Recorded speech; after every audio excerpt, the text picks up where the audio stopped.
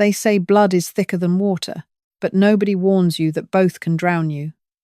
When my stepsister stole my billionaire husband, she thought she was walking away with the keys to my kingdom. She didn't realize I was the one who had already changed the locks. My name is Savannah. For 5 years, I was the envied wife of Nathaniel Sterling, the charismatic CEO and founder of Sterling Innovations, a tech firm based out of Chicago that specialized in cloud security infrastructure. From the outside, my life looked like a modern fairy tale ripped straight from the pages of a glossy lifestyle magazine. We lived in a stunning 6,000-square-foot penthouse overlooking Lake Michigan, attended galas draped in designer couture, and spent our summers sipping vintage wine at our estate in Lake Geneva. But a golden cage is still a cage, and I was about to learn that the deadliest snakes don't hide in the grass, they sleep in your guest room. To understand the depth of the betrayal, you have to understand the family dynamics. When I was 14, my father, a successful but overworked commercial real estate developer, married Sylvia Montgomery. Sylvia came as a package deal with her daughter Harper. Harper was exactly 2 months younger than me. But from the moment she stepped foot in our home, she made it her life's mission to ensure everyone knew she was the superior daughter. She was loud, demanding, and possessed a weaponized sort of beauty, icy blonde hair, piercing blue eyes, and an innocent pout that she used to manipulate my father until the day he died of a sudden heart attack when we were 22. My father's will was a gut punch. Blinded by love, he left the bulk of his estate to Sylvia, with only a modest trust fund set aside for me. Sylvia and Harper wasted no time burning through his money, while I took my trust, put myself through business school, and built a modest but successful boutique PR agency. It was through my agency that I met Nate. He was an up-and-coming tech entrepreneur who needed image rehabilitation after a messy lawsuit with a former co-founder. I rebranded him. I polished his rough edges. I stood by him when his company was barely scraping by, and when Sterling Innovations finally went public, making him a billionaire on paper, we stood at the altar and said our vows. I thought I had won. I thought I had finally built a life that Harper couldn't touch. I was dangerously naive. The nightmare began exactly 14 months ago. Harper called me, sobbing hysterically. She had just gone through a catastrophic breakup with a wealthy investment banker in New York. According to her, she was broken-hearted, and had nowhere to go. My instinct was to tell her to figure it out. But Nate, always playing the benevolent savior, insisted we take her in. "She's family, Savannah," Nate had said, standing in our massive marble kitchen, adjusting the cuffs of his Tom Ford suit. "We have 6 bedrooms. Let her stay in the East Wing until she gets back on her feet. It's the Christian thing to do." Against my better judgment, I agreed. Within a week, Harper had turned my penthouse into her personal playground. It started with microaggressions. I would find my expensive La Mer face creams half empty. My custom silk robes would mysteriously end up draped over the chair in her room. When I confronted her, she would bat those icy blue eyes and say, "Oh, Savvy, I'm so sorry. I just felt so down. I wanted to feel pretty." You don't mind sharing with your little sister, do you? But the clothes and the cosmetics were just the beginning. The real target was Nate. I started noticing the subtle shifts in their dynamic. When Nate would come home from the office, exhausted and stressed, Harper would miraculously appear in the foyer, wearing impossibly short athletic shorts and a tight tank top, offering him a glass of Macallan 18. She began laughing entirely too hard at his jokes. At dinner parties, she would subtly brush her foot against his under the table. I saw it once when I dropped my napkin, but when I confronted Nate later that night in our bedroom, he called me crazy. "Are you listening to yourself, Savannah?" Nate snapped, throwing his tie onto the velvet chaise lounge. "She's a mess. She's clinging to the nearest stable male figure because her ex destroyed her. Stop being so paranoid and wildly insecure." It's unbecoming.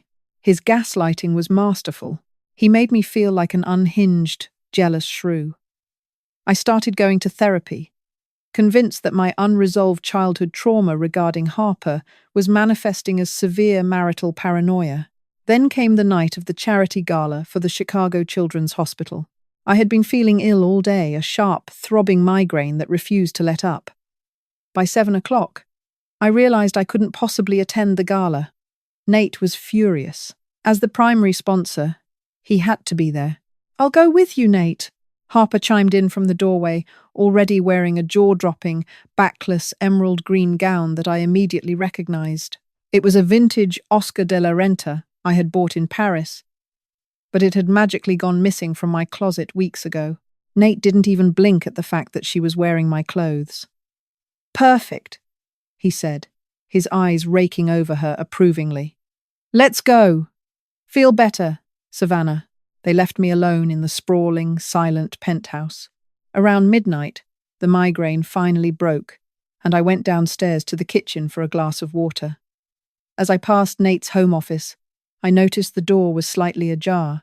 His personal iPad, which he usually took everywhere, was sitting on the mahogany desk, plugged into the charger. The screen was glowing, illuminating the dark room. I walked in to turn it off. I didn't mean to snoop.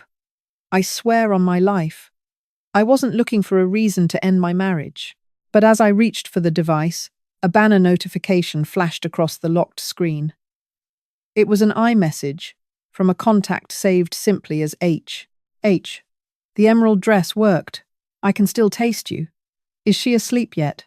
The glass of water I was holding slipped from my hand, shattering against the hardwood floor. The sound of the breaking glass echoed through the empty penthouse like a gunshot. I stood frozen, my heart pounding so violently against my ribs I thought it might crack them. I stared at the glowing screen of the iPad until it went dark, my mind struggling to process the sheer magnitude of the betrayal. "I can still taste you." My hands shook as I knelt down, mechanically picking up the jagged shards of glass, letting one slice deep into my index finger. The sharp sting of physical pain was a welcome distraction from the suffocating agony expanding in my chest. Harper, my own stepsister, in my house, in my clothes, and now, with my husband. Nate and Harper didn't come home that night. Nate texted me the next morning at 6 a.m., claiming the after-party had run late and they had crashed in a suite at the Street Regis to avoid waking me. I replied with a simple, "Okay, glad you had fun." I didn't scream. I didn't pack my bags. I didn't throw Harper's belongings out the window of the 32nd floor. Growing up with Sylvia and Harper had taught me one very important lesson. When a snake bites you, panicking only makes the venom spread faster. You have to stay calm, find the antivenom, and then when the snake least expects it, you cut off its head. I needed proof. More than just a notification on a locked screen.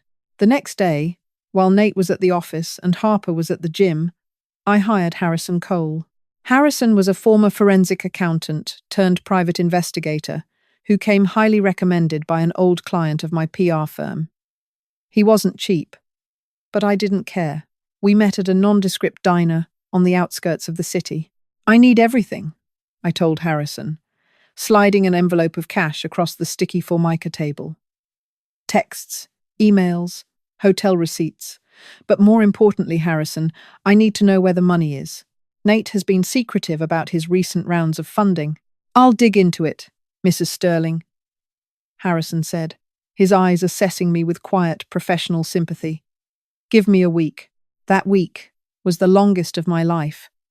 I played the role of the devoted, slightly oblivious wife to perfection.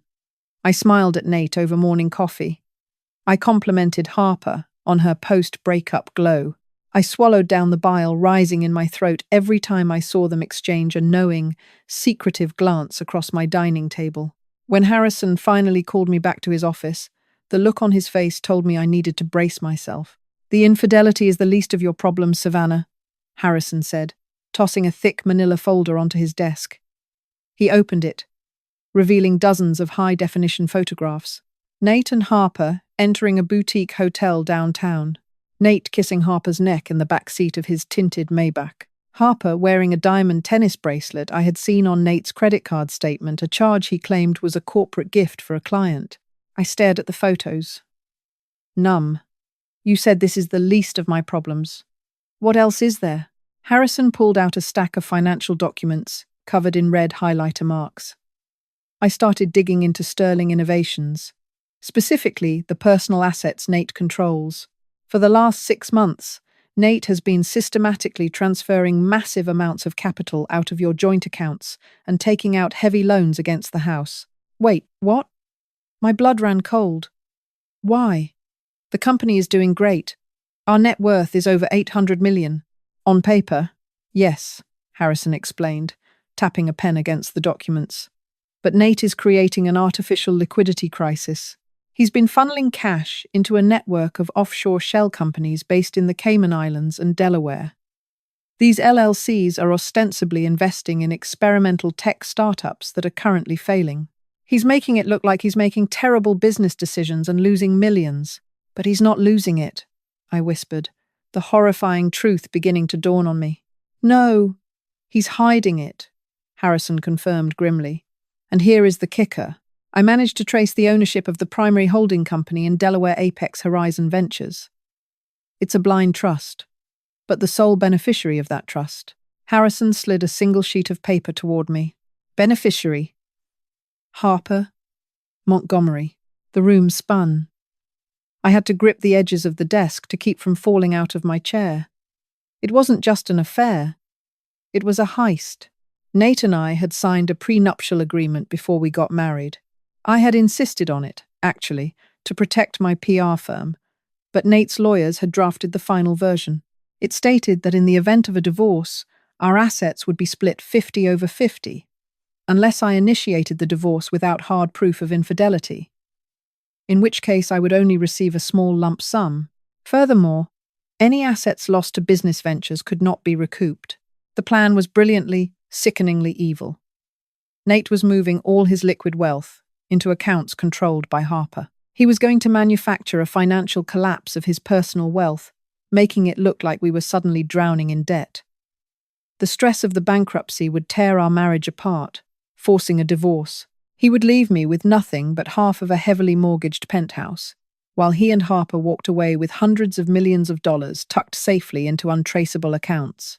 She wasn't just taking my husband. She was taking the life I helped him build. She was trying to leave me destitute. He thinks I'm stupid, I breathed, staring at Harper's name printed on the legal document. They both do, Harrison said softly. Savannah, if you confront him now, he'll scramble the accounts. He'll tie you up in litigation for a decade. And with the money he has hidden, his lawyers will bleed you dry. You'll lose. I looked up at Harrison, a cold, dark resolve settling over my heart, freezing the tears before they could even form. The girl who used to let her stepsister steal her clothes was dead. In her place was a woman who was about to orchestrate the most devastating financial and personal ruin Nathaniel Sterling and Harper Montgomery had ever seen. I'm not going to confront him, Harrison, I said, my voice eerily calm. I'm going to help him, Harrison frowned. Help him do what? He wants to make bad investments? He wants to move his money around? I smiled, a sharp, humorless curve of my lips. I'm his wife. I have power of attorney in the event of a medical emergency, and I have access to the secondary authorization codes for Sterling Innovations' primary holding accounts. I'm going to let him dig his grave, and then I'm going to push them both in. I left Harrison's office that afternoon with a flash drive full of encrypted evidence and a heart made of stone. When I walked back into the penthouse, Nate was sitting on the sofa, rubbing his temples, playing the part of the stressed CEO. Harper was perched on the armrest next to him, gently massaging his shoulders. Hey, honey, Nate sighed as I walked in. Tough day. The market is taking a hit. We might need to tighten our belts a little. Harper looked at me with faux sympathy. Poor Nate works so hard to provide for us. Savvy. We should be extra supportive right now. I looked at the two of them, the husband I had loved and the sister I had tolerated. I smiled my sweetest, most supportive smile. Don't worry about a thing, darling, I said smoothly, walking over and pressing a kiss to the top of Nate's treacherous head. Whatever happens, we're in this together. I'll make sure everything ends up exactly where it belongs.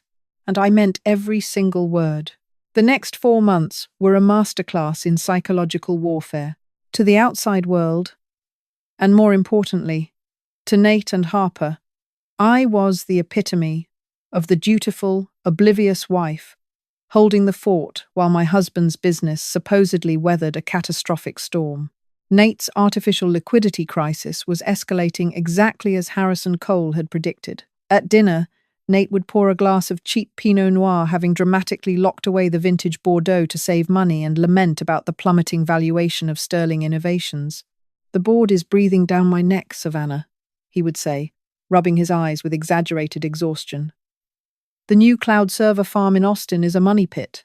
I had to liquidate our joint brokerage account at Charles Schwab just to cover the margin calls on my personal shares."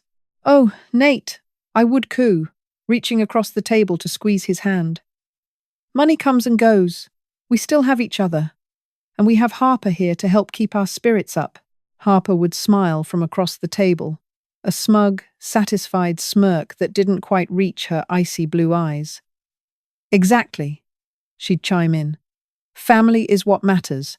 We'll get through this tight spot." I knew for a fact that the margin calls were a complete fabrication. Earlier that week, using the secondary authorization codes I had silently copied from Nate's safe, I had watched in real time as he wired $7 million from our Schwab account to a holding firm in the Cayman Islands, routed through a corporate account at Barclays. But I didn't just watch. I documented. I retained Victoria Kensington, a senior partner at a formidable family law firm, in the loop. Victoria was a shark in a tailored Chanel suit, a woman who ate prenuptial agreements for breakfast. When I laid out the encrypted files Harrison had gathered, alongside the routing numbers I had intercepted, Victoria actually whistled. "He's not just hiding marital assets, Savannah," Victoria said, adjusting her tortoiseshell glasses. "He's an officer of a publicly traded company. By funneling his stock-backed capital into offshore shell companies under the guise of corporate losses, he is defrauding his shareholders. This isn't just a divorce case anymore. This is a matter for the SEC and the IRS. So, how do we use that?" I asked, sipping my black coffee. "We let him finish the crime," she replied smoothly. "If we strike now, he can claim it was an accounting error or a legitimate, albeit poorly executed, business strategy. We need him to formally file the divorce papers citing these manufactured financial losses. Once he signs those financial affidavits under penalty of perjury, the trap snaps shut. He'll be looking at federal wire fraud, tax evasion, and perjury." So, I waited. And while I waited, I secured my own future. My PR firm was legally protected by the prenup, but I wasn't taking any chances. I quietly moved my operating accounts to a private wealth management branch at JP Morgan Chase, strictly under my maiden name. I secured a long-term lease on a beautiful, sun-drenched loft in River North, paying a year's rent in advance using funds from my childhood trust, the one Sylvia and Harper hadn't been able to touch. Living in the penthouse became a surreal, out-of-body experience. Harper grew increasingly bold. She stopped pretending to go to the gym and started lounging by the indoor pool in microscopic bikinis when she knew Nate was working from home. I found a receipt from Graf Diamonds in Nate's jacket pocket for a $150,000 platinum necklace. 2 days later, Harper casually wore it to breakfast, claiming it was a cheap cubic zirconia knockoff she found online to cheer herself up. "It looks stunning on you, Harper," I said, pouring my coffee. "Nate, don't you think it looks just like real diamonds?" Nate nearly choked on his toast. Yeah. Very sparkly." The audacity was breathtaking. They were so blinded by their own arrogance, so convinced of my stupidity, that they didn't notice the snare tightening around their ankles. The breaking point came on a rainy Tuesday in November. Nate came home early from the office. He looked pale, disheveled, and uncharacteristically nervous. He asked me to sit down in the living room. Harper hovered in the archway of the hall, trying to look sympathetic, but failing to hide the eager glint in her eyes. "Savannah," Nate began, his voice thick with rehearsed sorrow. I don't know how to say this. The company, it's in freefall. My personal debts have eclipsed my assets. The bank is foreclosing on the Lake Geneva estate, and they're going to put a lien on the penthouse. I gasped, pressing a hand to my chest. Nate, no, we can fight this. We can't, he said, staring at the floor. And worse, the stress of this, the financial ruin. It's destroyed me. I've realized I can't give you the life you deserve anymore. I'm dragging you down with me. I think we need to file for divorce. It's the only way to protect you from my creditors. It was a brilliant performance. The noble husband, falling on his sword to save his wife from the financial ruin he himself had orchestrated.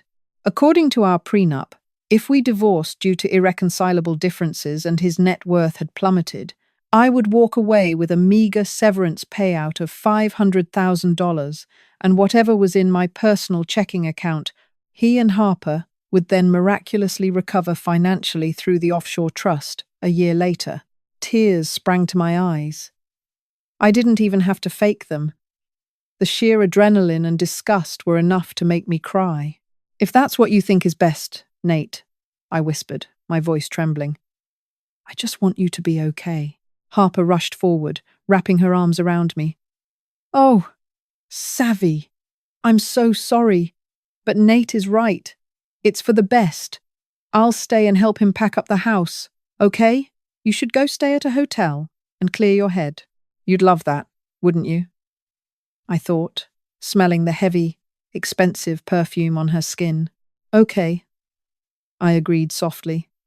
I'll pack a bag.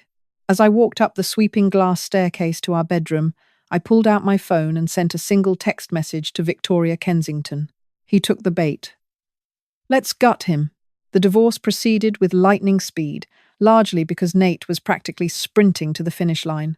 He wanted the papers signed and sealed before his imaginary creditors could seize the assets he had already hidden. We agreed to a private mediation at Victoria's law office in the Aon Centre, rather than a public courtroom, to keep the press away from the failing company. As Nate put it, I arrived wearing a sharp, tailored crimson suit. I felt powerful. I felt awake. Nate sat across the polished mahogany conference table, flanked by his aggressive, high-priced attorney, Richard Vance. Nate wore a slightly wrinkled suit, still playing the part of the beaten-down, bankrupt tech mogul. Harper, incredibly, had insisted on coming. She sat in the corner of the room, ostensibly there for emotional support, wearing a demure black dress and carrying a Birkin bag that cost more than most people's cars. Let's make this quick, Victoria, Richard sneered, slapping a thick stack of documents onto the table. My client is in a precarious financial situation. As per the prenuptial agreement, given the catastrophic losses at Sterling Innovations and his personal holding companies, the marital estate is currently valued at -$4 million. My client is generously offering Savannah a lump sum of $500,000 to walk away cleanly, waiving all rights to future discovery. Victoria didn't even look at the documents. She calmly took a sip of her sparkling water. We declined the offer. Nate frowned, his mask of sorrow slipping for a fraction of a second. Savannah, be reasonable. I'm trying to protect you. If you fight this, you'll inherit my debt. I'm not worried about your debt, Nathaniel, I said, leaning forward, resting my elbows on the table. Because I know it doesn't exist. The room went dead silent. Harper shifted uncomfortably in her chair in the corner. What are you talking about? Nate scoffed, though a bead of sweat suddenly appeared at his hairline. The financial disclosures are right there. The money is gone. No, Nate. The money is in the Cayman Islands, Victoria corrected, opening her leather briefcase. She pulled out a stack of heavily stamped, official-looking documents and slid them across the table. Specifically, $142 million is sitting in an account managed by Apex Horizon Ventures in Delaware, which is routed through a shell corporation in Georgetown, Grand Cayman. Richard Vance snatched up the papers, his eyes darting frantically across the text. His face drained of all colour. And, I added, turning my gaze directly to the corner of the room. The sole beneficiary of the blind trust controlling Apex Horizon is none other than my darling stepsister, Harper Montgomery. Harper gasped, dropping her phone. You went through his private files? That's illegal. Actually, Victoria smiled, a terrifying, predatory expression, as Savannah is Nate's legal spouse and possessed secondary authorization for his holding companies. Her access was entirely legal. What is illegal, however, is signing a sworn financial affidavit, claiming bankruptcy, while actively hiding 9 figures of marital and corporate assets. This is absurd, Nate shouted, slamming his fist on the table, abandoning the Victim Act entirely. Those were high-risk venture capital investments.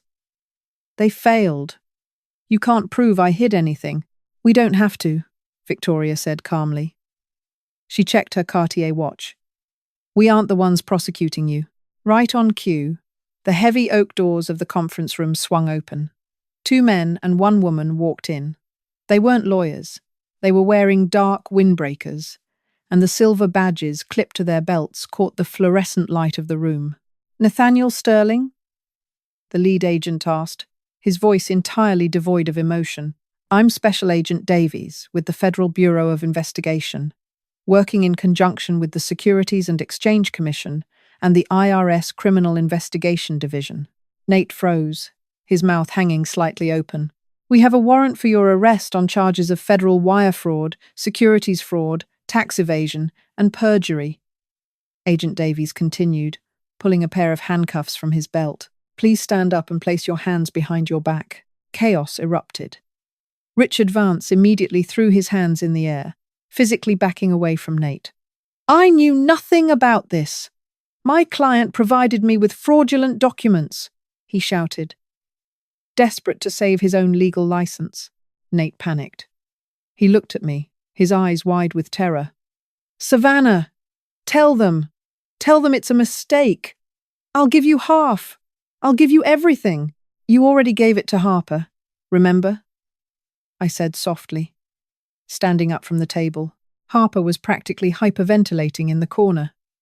Nate, do something. Tell them the money is mine. It's in my trust. Agent Davies turned to Harper, raising an eyebrow. Are you Harper Montgomery? Yes, she cried, looking at the agent as if he were her savior. The trust is in my name. The money is legally mine. He gave it to me. Thank you for confirming that, Miss Montgomery, Agent Davies said dryly. Because those funds were acquired through federal wire fraud and tax evasion, the assets in Apex Horizon Ventures have been frozen by the federal government. Furthermore, since you are listed as the primary beneficiary and willingly accepted the transferred assets, you are under investigation for conspiracy to commit fraud and receiving stolen property. We'll be in touch. Harper let out a sound that was half scream, half sob. The icy, untouchable facade she had worn since we were 14 years old shattered into a million pathetic pieces. She looked at me, tears streaming down her perfectly contoured face, mascara running in dark tracks. Savvy, please, she begged, taking a step toward me. I didn't know. He lied to me. He told me he was leaving you because you were crazy. Please, you're my sister. I looked at her, feeling absolutely nothing. No anger, no pity, just a profound, liberating emptiness. We aren't sisters, Harper, I said, my voice steady and cold. We just share a dark history. And you can keep the emerald dress. It never really suited you anyway. I turned my back on them as the federal agents hauled a weeping, handcuffed Nathaniel Sterling out of the conference room. I walked out into the crisp Chicago air, the city skyline stretching out before me. And for the first time in 5 years, I took a deep, unrestricted breath. The cage was gone. The viper had bitten its own tail, and I was finally free. The morning after the arrests, the city of Chicago woke up to a seismic financial scandal. My PR background meant I knew exactly how to navigate the media storm. Before the ink was even dry on Nathaniel's booking sheet at the Metropolitan Correctional Center downtown, I had anonymously leaked the meticulously documented timeline of his embezzlement to a contact at the Wall Street Journal. The headline the next day was merciless. Sterling Innovations CEO arrested in $140M offshore fraud. The blind trust betrayal. Trading of Sterling Innovations was immediately halted by the SEC. The board of directors held an emergency vote and ousted Nate before he even had his first bail hearing. His golden boy image was incinerated overnight, replaced by the grim reality of federal indictments. But the absolute sweetest, most intoxicating part of the fallout was watching B. Montgomery women realize that their weaponized charm had finally met an adversary it couldn't seduce: the United States federal government. 2 days after the sting in the conference room, my building's concierge buzzed my River North loft. It was Sylvia, my stepmother. I told them to send her up. I wanted to see this. When I opened my heavy oak door, Sylvia looked like she had aged a decade. The perfectly coiffed hair was flat, and her designer trench coat looked hastily thrown on. She barged into my apartment, trembling with a mixture of rage and terror. "Savannah!" Sylvia shrieked, her voice echoing off my exposed brick walls. "You have to stop this! You have to call the FBI and tell them it's a misunderstanding. They froze Harper's bank accounts. They seized her passport. She's terrified, Savannah. She's your sister." I walked over to my espresso machine, calmly locking the portafilter into place. "Sylvia, you clearly don't understand how federal law works. I can't just call off the Department of Justice. Your daughter conspired to hide over $100 million of stolen assets." "She didn't know," Sylvia cried, tears ruining her expensive makeup. "Nate manipulated her. She's a victim in this, too. How could you be so cruel? Your father would be ashamed of you." That was the wrong thing to say. I turned around, the steaming cup of espresso in my hand, my eyes locking onto hers with absolute zero warmth. "My father left you everything, Sylvia. He gave you and Harper the world, and you burned through it. Then, when Harper needed saving, I opened my home to her. And how did she repay me? By sleeping with my husband in my bed, wearing my clothes, and helping him try to leave me utterly destitute." I took a slow sip of my coffee. "Harper isn't a victim. She's a thief who got caught holding the bag. And you are going to watch her go to prison." Sylvia stumbled back as if I had struck her. She realized, in that moment, that the quiet, compliant stepdaughter she had bullied for years was gone. She left my loft sobbing, but her nightmare was only just beginning. To pay for Harper's exorbitant criminal defense attorneys, Sylvia had to liquidate the remaining assets my father had left her. She sold her condo on the Gold Coast at a massive loss and auctioned off her jewelry, bleeding herself dry for a legal battle they were destined to lose. As the criminal proceedings dragged on into the brutal Chicago winter, the pressure cooker of federal prosecution did what it always does. It turned the conspirators against each other. Nate, facing over 20 years in federal prison, desperately tried to cut a plea deal. His defense strategy was breathtaking in its cowardice. He claimed that Harper was the mastermind. He told prosecutors that Harper had weaponized his vulnerability, seduced him, and aggressively pushed him to funnel the money into the offshore trust that bore her name. When Harper's legal team discovered Nate was throwing her under the bus, all hell broke loose. Harper retaliated with a vengeance.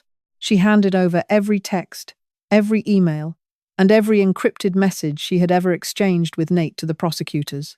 But the ultimate, devastating twist, the one that finally broke Harper's spirit, came during the discovery phase of the trial. In reviewing Nate's hidden expenses, the forensic accountants uncovered a secondary set of luxury apartment leases and first-class plane tickets. Nate hadn't just been hiding money with Harper. For the past 3 years, he had been maintaining a separate, lavish life with a 24-year-old art dealer in London. I was sitting in the gallery of the Everett McKinley Dirksen United States Courthouse when the prosecutor brought this up to establish Nate's pattern of fraudulent spending. I watched the color completely drain from Harper's face. She sat at the defense table, her hands trembling violently. She thought she was special. She thought she had stolen the billionaire prince from her boring stepsister. In reality, she was just another pawn, a convenient, local mistress he used as a dummy account to hide his wealth. The profound humiliation on her face was a masterpiece of karma. The trial was a slaughter. Judge Rebecca R. Pallmeyer, the chief judge for the Northern District of Illinois, was famously intolerant of white-collar crime. Nathaniel Sterling was convicted on all counts. As he stood before the judge, stripped of his tailored suits and wearing a standard-issue orange jumpsuit, he wept. He looked back at me in the gallery, mouthing the word, "Sorry." I simply tilted my head, offering him a blank, unreadable stare. He was sentenced to 9 years in a federal penitentiary, ordered to pay massive restitution to the shareholders he defrauded, and barred from ever serving as an officer of a public company again. Harper Montgomery did not escape the flames. Despite her tears and her attempts to play the naive victim, the paper trail of her active participation in managing the Apex Horizon Ventures Trust was undeniable. The judge sentenced her to 36 months in federal prison for conspiracy to commit wire fraud and receiving stolen property. The day Harper surrendered to the federal prison camp in Alderson, West Virginia, Sylvia had to take a Greyhound bus to drop her off, having spent her last dime on lawyers. As for me, the divorce was finalized swiftly after their convictions. Because Nate's attempt to hide the assets was legally voided and classified as fraud, our original prenuptial agreement held firm, but with heavy penalties heavily weighted in my favor by the presiding family court judge. I walked away with half of his legitimate, pre-fraud net worth, entirely unburdened by the criminal restitution he owed. My PR agency, ironically, exploded in popularity. The quiet, surgical precision with which I had handled my own catastrophic public crisis made me a legend in the corporate crisis management world. CEOs and politicians were throwing retainers at me, begging me to manage their reputations. 6 months ago, the bank officially foreclosed on the Lake Geneva estate, the beautiful summer home Nate had mortgaged to fund his fraudulent Cayman accounts. It went up for public auction. I attended the auction in person. I wore a crisp, white tailored suit. And using the very money Nate had tried to steal from me, I bought the estate back for pennies on the dollar, solely in my name. I walked through the empty, sunlit halls of the house that afternoon. The silence wasn't lonely. It was victorious. The golden cage had been melted down, and I had used the gold to buy my own kingdom. They say the best revenge is living well, but I disagree. The best revenge is letting the architects of your destruction lock themselves inside their own burning house. Today, I am the sole owner of a thriving agency, and the deed to the estate sits safely in my name. I didn't just survive the fire my stepsister and husband started. I used it to forge my crown.